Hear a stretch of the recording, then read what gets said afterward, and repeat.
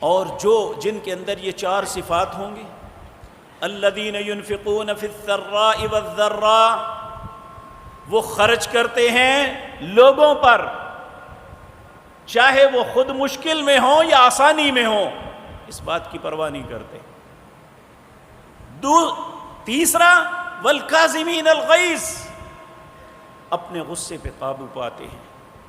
Number 4 والعافین عن الناس، لوگوں کے ساتھ معافی والا معاملہ کرتے ہیں۔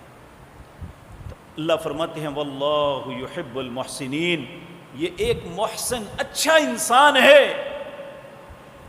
اللہ ایسے انسان سے محبت کرتا ہے۔ کیا ہمارا دل نہیں چاہتا کہ اللہ ہم سے محبت کرے؟